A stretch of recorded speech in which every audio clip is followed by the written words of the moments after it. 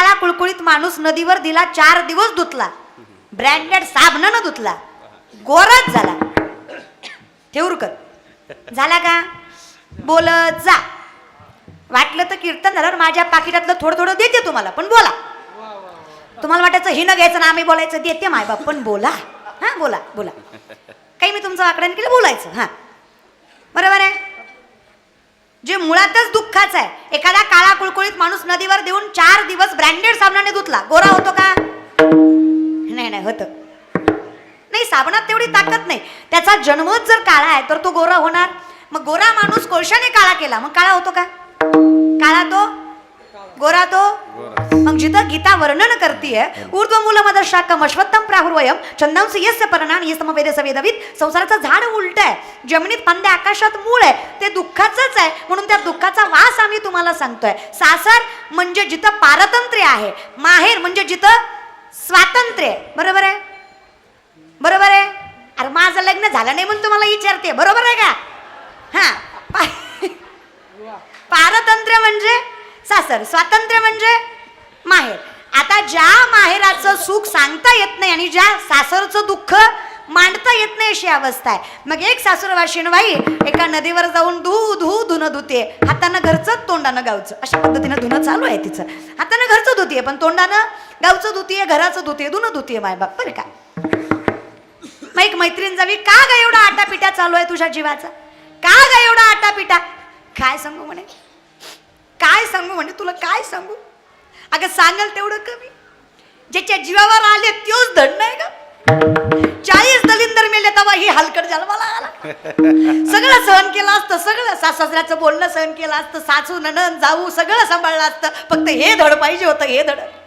खरंय माऊली सांगतात, नवरा जर सावसाला असेल, नवरा जर चांगला असेल, नवऱ्याने जर धीर दिला तर बाई सगळं सासूरवास सहन करते. मला सासूनं किती बोलावं, सासऱ्यानं किती बोलावं, जावनं किती बोलावं, नंदीनं येऊन बोलावं, फक्त नवऱ्यानं रात्री म्हणावं नको ग काळजी करू मी आहे ना, बिनधास्तपणे सगळं सहन करते. असं माऊली म्हणतात म्हणून मी तुम्हाला म्हणते माझ्या बाबा, असं माऊली म्हणतात. हे असं आहे. म्हणजे जिथं नवराचं धड नाही तिथं सासूरवास होणारच आहे. माझा नवराचं धड नाही का जिथं जीवावर मी आले, काय करू असं वाटतं. सासरा गावी गेलाय. आता सासरा कोण? सासरा म्हणजे दंभ. लक्षात घ्या, सासूरवाशीण आपण सगळ्याच आहोत. आपण सगळ्याच पारतंत्र्यात आहेत सध्या. इथं लेडीज जेंट्स असं काही नाही, पारतंत्र्यात आहेत आपण सध्या. एक स्वातंत्र्य, एक पारतंत्र्य असतं. पुढे बसलेलं बाळ ताट बस रे. संस्थेतलं इकडे बघा, माझ्याकडे बघा. हां, शाळेत जाता तुम्ही? शाळेत जाता? मोठ्याने बोला, जाता का रे? हो. किती वाजता भरतं शाळा? 12. आणि सुटते किती वाजता? 5. बरोबर. सरकारी शाळेत आहे का तुम्ही? टेन्शन नाही माझ्या बरोबर. आणि तुम्हीच हुशार होणार रे दादा. इंग्लिश मिडियमचं काही खरं नाही बरं. काही दिवसानं दादा मराठी शिक्षण राहणार नाही. 90% मराठी माणसांची पोरं आज इंग्लिश मिडियमला आहेत. हां, काय अवस्था आहे रे. आपल्याला आपलं पटत नाही का रे? तुमचं कसं झालंय माहिती आहे का मायबाप? टकल्यावरची केस काढून काढून टकल्यावर केस येईना तरी तिरुपतीला मरत. पंढरपूर पायथ्याला आहे पण जनावर खपत नाही. अरे माझा देव तर केसही मागत नाही. काही फरक आहे का? उच्च नीच काही दिष्टे बाबा भक्ती देखून या. अरे तुमचं इतकं अवघड झालंय मायबाप. तुमच्याकडे ज्या देवाचा प्रचार जास्त आहे त्या देवाला गर्दी जास्त आहे. इमानदारीने सांगू, तुळजापूरची आई भवानी काय, माहूरची रेणुका आई काय, महाराज कोल्हापूरची अंबाबाई काय, आणि सप्तशृंगी गडावरील सप्तशृंगी माता काय, आणि तुमच्या गावातलं महातारी मातेचं मंदिर काय, सगळं सारखंच आहे. फक्त आपल्या मानण्यावरच हे मानणं आहे. माझा प्रश्न तुम्हाला आहे, ज्याला दारातलं कळलं नाही त्याला जगाच्या बाहेरचं काय कळणार आहे मायबाप? भाग्यवान आहे तुम्ही. आईचा आशीर्वाद तुमच्या पाठीशी आहे. इतका सुंदर नामस्मरण सप्ताह इथे चालू आहे. आई भवानीचा जागर आहे, आई जगदंबेचा जागर आहे, जिथं 9 दिवस युद्ध करावं मायबाप. आता हे नवविधा भक्तींचं पण महात्म्य आहे. नवरात्र 2 अनुषंगाने बघितलं जातं. एक तर षडविकार काढण्यासाठी नवविधा भक्तींचं जिथं आम्ही स्मरण करावं तिला नवरात्र म्हणावं. सगळ्यात श्रेष्ठ व्रत हे नवरात्रीचं मानलं जातं. ताकद खूप आहे मायबाप. महिषासुराच्या मर्दनासाठी जर आई भवानीचा जागर करावा लागतोय, आणि जागर संप्रदायात जागरालाच महत्व आहे. सावध झालो सावध झालो हरीच्या आलो जागरणा. जागर कळतोय. जिथं तुकोबराय सुद्धा म्हणतात वयाच्या 22व्या वर्षी मला कळलं की परमार्थाशिवाय तथ्य नाही, तिथं मी जागरणाला आलो म्हणून सावध झालो. तो जागर आहे हा. स्त्री शक्तीचा जागर आहे हा. माय ही जी ताकद आहे ना, तुम्ही साधे समजत असाल मला माहित नाही, स्वतः कधी अंडरस्टँड करू नका, ग्राह्य धरू नका. खूप ताकद आहे माय आपल्यात. आपण इतके गोड आहेत, इतक्या गोड आहेत, आपलं तोंड सोडलं तर आपण लय गोड आहेत. तेवढा एक भाग सोडून द्यायचा माय बाप. लय गोड आहेत आपण तशा. त्यात आपली चूक नाही माय. देवाने जन्माला घालतानाच पुरुषाला कंठ दिला, स्त्रियांना कंठ दिला. कंठ कंठ नरड्याच्या आतली गाठ. मला काही शब्द आठवला नाही दुसरा माय बाप. कंठ इथे गाठ असते, पुरुषाला इथे गाठ असते. असती नका चेक करू, असती रे दादा, असती. एवढं काय चेक करताय? असती नसती. काय चेक करताय माय? नसती. पुरुषाला असती, स्त्रियांना नसती. याचा अर्थ ते आतल्या गाठीचे. तेवढंच मायबाप तसं नाही मायबाप बरं का. असं उगाच मला गुतवत जाऊ नका मायबाप बरं का. याचा अर्थ त्यांचं पोटात राहतं, आपल्या पोटात राहत नाही. पण पटकन बोलून जातो, स्वभाव आहे तो स्त्रियांचा. हा, पण माझी विनंती एकच आहे, धर्मशास्त्र फार गोड वर्णन करतं.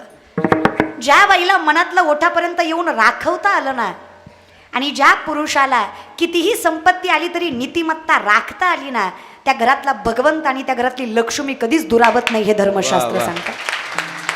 बघा नाही का, वाणी रसवती यस्य यस्य श्रमवती क्रिया लक्ष्मी दानवती यस्य सफलम तस्य जीविता. हे सगळं तुमच्या हातात आहे, काही अवघड नाहीये, फार सोपं आहे. तुका म्हणे सोपे आहे फक्त शहाणा तो धनी. फार ताकद आहे माय आपल्यात, खरंच ताकद आहे. ब्रह्म विष्णू महेश ज्याने जगाची उत्पत्ती केली तो बाप ब्रह्म पिता आहे. ज्याच्या आग्रहाखातर किंवा ज्यांच्या सामर्थ्यावर केली ते विष्णू, ज्यांच्यात ताकद आहे. कारण ब्रह्मानी जगाला घडवलं, पण ब्रह्माला घडवणारे विष्णू आहेत. आणि मग नंतर महेश ज्यांच्यात विनाशाची ताकद आहे. या तिघांनाही महिषासुराचं मर्दन जमलं नाहीये. या तिघांनी मिळून एक आदिशक्ती निर्माण केली, कारण त्यांना माहित आहे जिला जमणार आहे ती शक्ती आदिशक्तीच असू शकते, ती स्त्रीच असू शकते. स्त्री शक्ती जन्माला घालावी, आदिशक्ती जन्माला घावी, अवतार द्यावा. या तिघांच्या स्वरूपामधून एक शक्ती निर्माण व्हावी, जिचं नाव आई जगदंबा, आई भवानी. आणि त्या आई भवानीने महिषासुराचं मर्दन करावं आणि तुम्हा आम्हाला मोकळं करावं. ताकद लक्षात घ्या. एका वाक्यात सांगू, जे जगाच्या बापाला, जगाच्या तारत्याला, जगाच्या मारत्यालाही जमलं नाही, ते आदिशक्ती आई भवानी एकाच स्त्रीला जमलं. एवढी ताकद या नवरात्रात आहे. तिचे नवविधा भक्तीने स्मरण, चिंतन, श्रवण, कीर्तन या सगळ्या नवविधा भक्तीने आपण ते साधन एवढं साध्य करायचंय की ती आई भवानी आपल्या घरामध्ये येऊन आपल्याला सुख देऊन गेली पाहिजे. जी घटस्थापन आहे बघा, प्रत्येक गोष्टीला सायन्स आहे.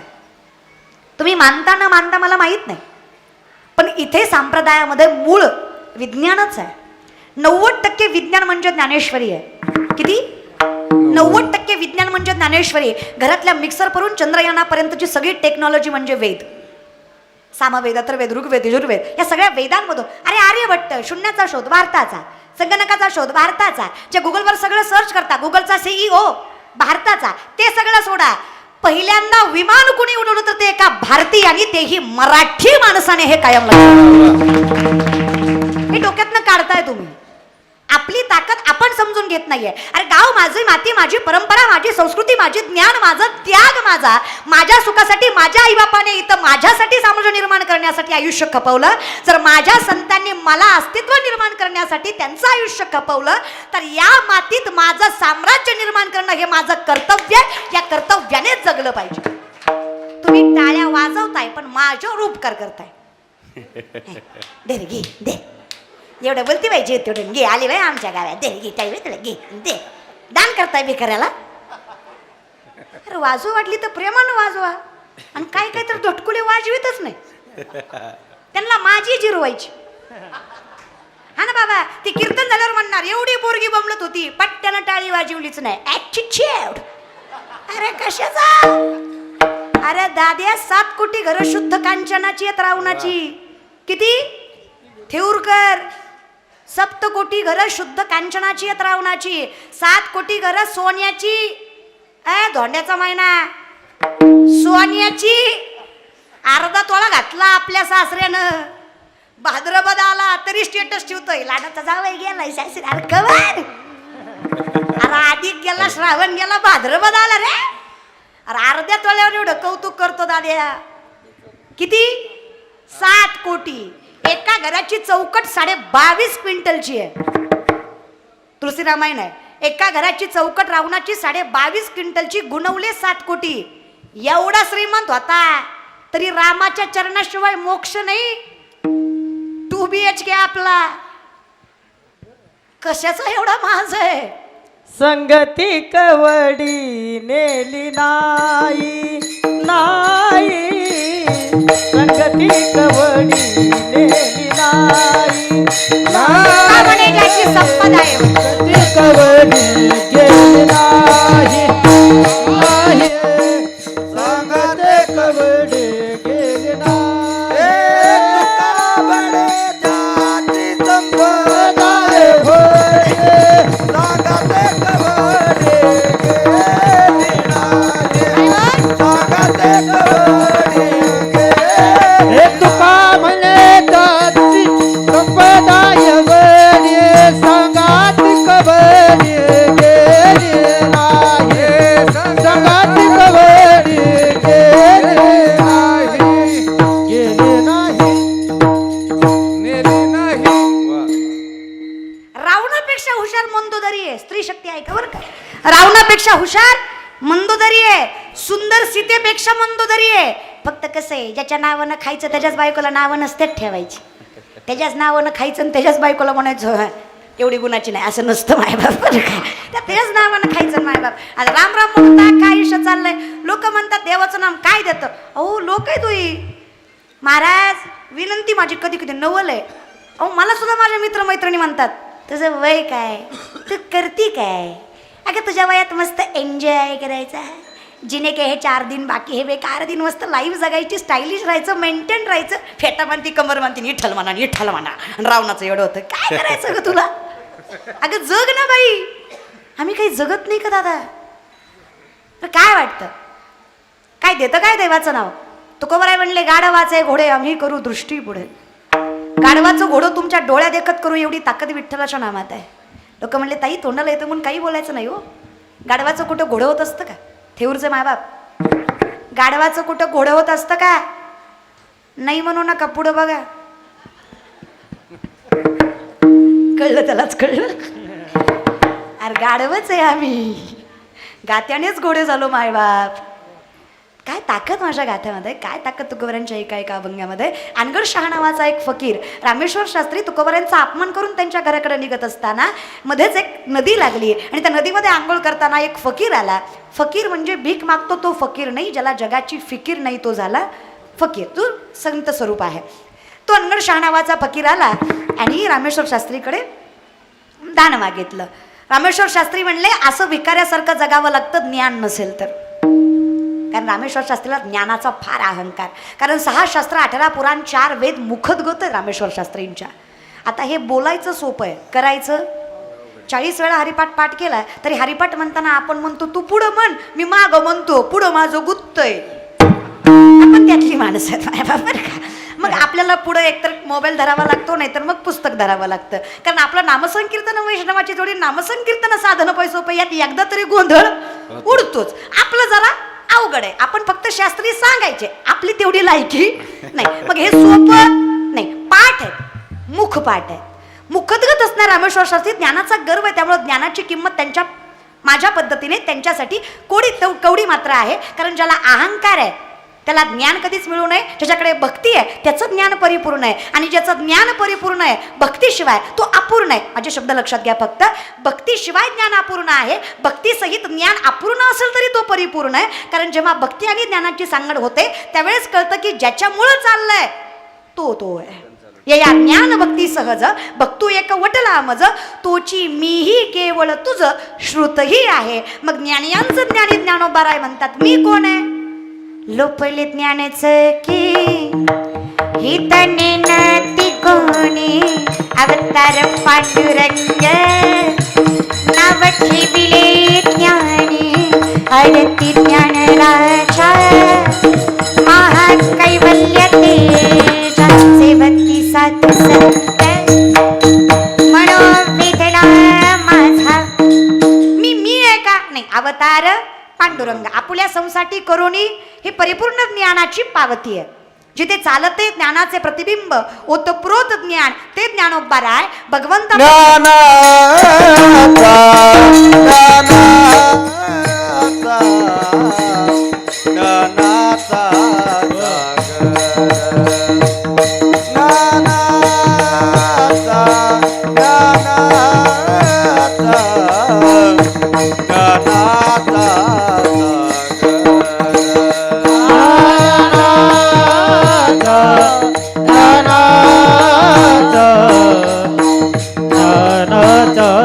सागर ज्ञानाचा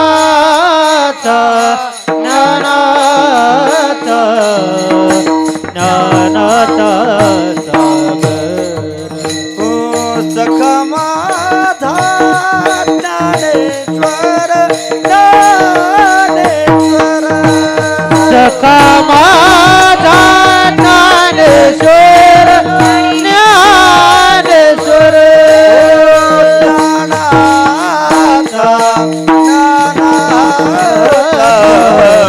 ज्ञानाचा सागर ज्ञानाचा ज्ञानाचा ज्ञानाचा हे ज्ञानाचा ज्ञानाचा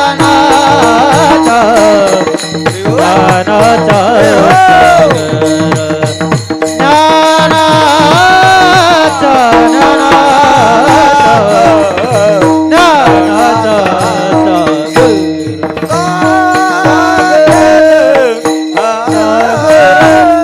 आम्ही विचारलं ज्ञानोबाऱ्यांना, ज्ञान तुमचं आहे का? ज्ञानोबाराय म्हणलं इथंच चुकताय तुम्ही, ते माझं नाहीये. ज्ञान गुण गम्य ज्ञानदेवा लाधले निवृत्तीने दिधले माझ्या हाती. देणाऱ्याची जाण आहे म्हणून करणाऱ्याचं कौतुक आहे. हे मिळालंय बहुत सुकृताची म्हणून विठ्ठली. हे लक्षात घ्या. आमचं काय होतंय, आम्हाला वाटतंय हे माझं आहे, इथे चुकतंय. हा जो दंभ आहे, विषयाकडे आला, माझं आहे हा काय आहे? दंभ आहे. दंभ म्हणजे असत्य किंवा कल्पना. दंभ म्हणजे असत्य किंवा कल्पना, जिथं मला जाणीवच नाहीये की मी काय आहे किंवा कोणामुळे आहे, हा दंभ आहे. हा सासरा मला फार त्रास देतोय. हा जो असत्य सासरा आहे ना, हे ज्ञान असूनही मला त्रास देतोय, अज्ञानाची भावना करून देतोय. कारण हा दंभ मला नाही त्या सुखात आणि नाही त्या दुःखात बुडवतोय. दंभ म्हणजे एका बंगल्याला आग लागली, लक्ष द्या मायबाप, बंगल्याला आग लागली, बरं मायबाप माझ्या लागली पण तुम्ही आनंदी व्हा मायबाप, बरं काय, हा माझ्या लागली, बरं माझ्या लागू द्या. बंगल्याला आग लागली आणि बंगल्याला आग लागल्यानंतर बंगल्याचा मालक मोठे मोठे रडायला लागला. अरे कोणतरी विचवा रे, काहीतरी करा रे, माझ्या आयुष्याची पुंजी जळती रे, मी आयुष्य खर्च केला रे, त्याच्यामध्ये लय माझा भारी बंगला आहे रे, लय बंगला भारी रे, जळतोय रे. त्याचं पोरग मात्र शांत उभा आहे. बाप म्हणला काय अवलाद जन्माला घातली, खरंय म्हणा, झळ नाही त्याला, काय त्रास व्हायचा त्याला. अरे मी लोकांची बांध उकरू उकरू बंगला बांधला रे, लोकांची बांध उकरू उकरू, काहीतरी झळ होती का तुला? अरे कमीत कमी कडू तुझी लेकर बाळा सुखान राहणार आहेत म्हणून तरी जेव. ते म्हणला बाबा लय झाला आटापिटा, लय नाचू नका, मी परवाच बंगला इंदलाय, तुम्ही गप बसा. त्यानं परवाच बंगला ऐकला होता. आता बापही गार झाला. आता बापही म्हणलं जळू दे, मग कुठून जळतोय बघू, काय प्रॉब्लेम नाही, जळू दे जळू दे, बघू आपण, जळू दे. माझा प्रश्न आहे तुम्हाला, बंगला तोच आहे, आग तीच आहे, माणसं तीच आहेत, बदलली काय? कल्पना. माझा आहे, माझा नाही आहे. माझा आहे हाच दंभ आहे, माझा नाही हेच सत्य आहे. तेवढ्यात पोराचा फोन वाजला, पोराने फोन उचलला, पोरगा रडायला लागला. बाप म्हणला तू का रडतोय? ती म्हणला तिकाला व्यापारी म्हणला तुमचा बंगला आता मला न ग. आता काय करता, बंगला तोच आहे, आगही तीच आहे, माणसंही तीच आहे, बदलतीये ती कल्पना आहे. कळतंय का? मग जिथे असत्य दुःख देत आहे आणि सत्य सुखावत आहे, आता लक्षात घ्या. दंभ त्रास देतोय आणि नामचिंतन सुखावत आहे. कारण सत्य, नामाशिवाय सत्य कुणी नाही आणि भगवंताशिवाय आपलं कुणी, हे कायम लक्षात ठेवा. एकमेव सत्य काय असेल तर भगवत नाम आहे, बाकी काहीच नाही. या विषयाकडे मग काय माबाप, हा दंभ नावा शास्त्रात त्रास देतोय. जिथे रामेश्वर शास्त्रीलाही त्या दंभानेच त्रास झालाय की मी फार ज्ञानी आहे. विषयात आहात, मी फार ज्ञानी आहे. फकीर म्हणला तू ज्ञानी अस ना, चल तू या पाण्याच्या बाहेर येऊन दाखव, मी तुला ज्ञानी समजतो. रामेश्वर शास्त्री जसे पाण्याच्या बाहेर यावे त्यांच्या अंगाचा दाह चालू व्हावा. दाह कळतोय?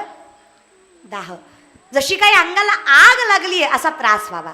ताप आल्यावर बघा अंगाचा दाह होतो, तसा दाह व्हायचा. इतका दाह बेकार आहे, जसं एखादा माणूस पेटवावा आणि त्याला त्रास व्हावा तसा त्रास रामेश्वर शास्त्रीला होतोय. अनगड शहा म्हणले ज्ञानाने विझवून टाकवतो दाह, नाही विजत आहे. पाण्यात गेली की आग शांत, पाण्यातून बाहेर आली की आग चालू. तो शेजारचा माणूस म्हणला तुम्हाला जर हा दाह थांबवायचा असेल तर पर्याय एकच आहे, तुकोबरायांचं चरण. ज्या शास्त्रींनी तुकोबरांचा अपमान करावा ते शास्त्री भंडारी डोंगरावर तुकोबरांच्या चरणावर मस्तक ठेवतात.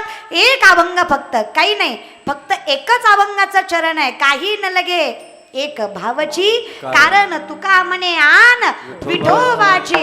एका शब्दावर रामेश्वर शास्त्रीचा दाह थांबावा. आणि मग रामेश्वर शास्त्री म्हणतात, तुकोबराय तुम्ही साधे सुद्धा नाही आहेत. तुकिता तुलनेसी ब्रह्म तुकासी मनोनी रामेश्वरे चरणी मस्तक ठेविले आरती तुकारामा.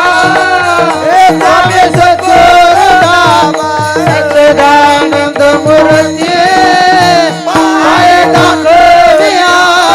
पण आता अनगड शहाला प्रश्न पडला, असा कोण तपस्वी आहे ज्यानं माझा दाह थांबवला? अनगड शहाला प्रश्न पडला ना, असा कोण ज्ञानी आहे, असा कोण तपस्वी ज्याने माझा दाह थांबवला? अनगड शहा तुकोबरांना भेटतायत. तुकोबरांचे अभंग ऐकून अनगड शहाला सामर्थ्य कळावं तुकोबरांचं. आणि अनगड शहानी तेव्हा तुकोबरांवर एक दोहा लिहावा. तो दोहा असा होता, तुका तुकासे तुकाराम. अनगड शहा लिहितात, तुका तुकासे तुकाराम. तुकाराम आणि राम आणि तुका यात काही फरक? तुकोबरांपासून राम आहे, अहो नीट बोला, रामापासून तुकोबर आहे, दोन्ही सारखंच आहे. हे माऊलींच्या भाषेत सांगायचं म्हटलं तर तुम्हा परस्परे एका नामाचीच अंतरे. मग तुमच्यात आमच्यात फरक काय? काही नाही आहे, ते फक्त असत्य. सत्य एवढंच आहे की माझ्यामुळं तुम्ही, तुमच्यामुळं मी. कळतंय? जिथे मला वाटतंय की माझ्यामुळं मी, तिथं माझा सासरा मला त्रास देतोय. जिथं मला जाणीव आहे की तुझ्यामुळं मी, तिथं मी सत्यात आहे, बाकी सगळा दंभ आहे. मग त्यावेळेस ज्ञानोबा वर्णन करतात, हे सत्य आहे की आपुल्या संसाठी करोनी ठेला. मी तुझ्या जवळ आलो आणि मी काय झालो? देव पहावया, देव पाहावया गेलो, तेथे देव होऊन गेलो, तेथे देव होऊन गेलो, तेथे देव होऊन गेलो. देव पहावया जायचंय पुढे आपल्याला. गेलो तेथे, इथंच देव झालो तर पुढचं जरा अवघड होईल मला. देव हो नीट ठेलो. मग ताकद लक्षात घ्या. अनगड शहा सांगतात, आम्ही विचारलं, अहो असं कसं म्हणता, रामात आणि तुकारामात फरक नाही म्हणता? अहो रामाने काय सेतू बांधला, अहो राम नामाची दगड तरली. त्यावेळेस अनगड शहा सांगतात, तुका तुका से तुकाराम, दो अंग एक नाम, एक का सेतू भंग हुआ, एक का सेतू अभंग. ताकद लक्षात येते. जिथं रामाचा सेतू भंग झाला, तुकारामांचा 4,500 पायऱ्यांचा सेतू आजही आमच्या सारख्या खटनट माणसाला तारतो. आणि लोक म्हणतात देवाचं नाम काय देत. आले का विषयाकडे? दोन्ही अनुषंग लागले. माझ्या प्रश्नाचं उत्तरही मिळालं आणि अभंगाच्या प्रश्नाचं उत्तरही मिळालं. कळतंय ना? जाऊ द्या, माझ्या सुखासाठी तरी होय म्हणा. आता काय करता माझ्या बापर का, बळच म्हणा, पण म्हणा आता होय मनात काय दंभ धर्मात आहे ना. योग याग विधी येणेनो हे सिद्धी, वायाची उपाधी दंभ. माऊली म्हणतात, हे जे तुम्ही तपश्चर्या, अभंग नीट लक्षात घ्या. देवाची द्वारी उभा क्षण भरी, तेने मुक्तीचारी. या अभंगाचा अर्थ असा नाहीये की भगवंताच्या दारात थांबल्यावर 4 मुक्त्या साधल्या जातात. याचा अर्थ असा आहे, माझ्या भगवंताच्या दारात एवढं सामर्थ्य आहे, अरे तुम्ही 4ही मुक्त्या साधायची गरज नाही, फक्त क्षणभर देवाच्या दारात थांबा, एवढी ताकद माझ्या भगवंताला. ही ताकद आहे. मुक्त्या साधणारा परमार्थ आमचा नाही, आमच्यासाठी मुकी नाम हाती मोक्ष, ऐसे साक्ष हरिपाटा इतकं किचकट काही नाही. आता याचाच अनुषंग अजून लावायचा म्हणला तर द्वैताची झाडणी गुरुविन तया कैचे कीर्तन. द्वैत म्हणजे असत्य. असत्य जगणाऱ्या माणसाला, बिनबुडाच्या माणसाला गुरुविन ज्ञान. हे मी माझ्या शब्दात सांगितलं बरं का. बिनबुडाच्या झाडाला, बिनबुडाच्या माणसाला तुकोबरांच्या भाषेत तुका म्हणे येते पाहिजे जातीची. हा, मग अशा माणसाला कितीही कीर्तन त्यानं लोकांना सांगितली काय आणि लोकांनी त्याची ऐकली काय फायदा? म्हणजे जयाचे आहिक धड नाही, तयासी परित्र पुस्ती काही अहिक. जगणं, अहो ज्याला जगणंच कुणामुळे आहे याची जाणीव नाही, तुम्ही त्याला मोक्षाच्या पापपतनाच्या गोष्टी विचारताय, तुम्ही चुकताय. तुमचा गुरु चुकीचा आहे. शहाणा तो धनी शिकवणारा धनी. ज्याला मानताय तोही शहाणा पाहिजे आणि ज्याच्यामुळे त्याला मानताय तोही शहाणा पाहिजे. विषयाकडे आलात, आपला अंगाऱ्यावर विश्वास आहे पण बुक्यावर नाही. साले आपण भामट्यांवर विश्वास ठेवतो पण संतांवर नाही. चमत्कारावर आहे पण कृपेवर. ज्ञानोबरांची विंत चालवली गेली, रेड्यामुखी वेद बोलवला गेला. तुकोबरांचा गाथा तर जणीत जातं जगाच्या मालकाने ओढलं. नातांच्या घरी कावडीनं पाणी वाहिलं, चोखोबरांची गुरं राखली. अहो सखुबाईसाठी सखुबाई झाला, मुक्ताईसाठी सुद्धा आला. ही ताकद, याला चमत्कार म्हणायचं नाही, हे माझ्या संतांच्या तपश्चर्याचं फळ आहे, जे पांडुरंगाने कृपा म्हणून त्यांच्या पदरात टाकलं. माऊलींच्या भाषेत सांगायचं म्हणलं, तशी जसेची वाटणं पाहता वैसेची गावानं येता, बाळपणीच सर्वज्ञता वरी तयाते. वरी तयाते, वर आशीर्वाद, तयाते कुणाला तारतात, जे बिनबुडाचं स्वीकारत नाही. देव त्यांना आशीर्वाद देतो, फक्त स्वीकारलं मूळ पाहिजे. मग आता जिथं मूळच दुःखाचं आहे तो सासरा मेल्याशिवाय पर्याय नाही.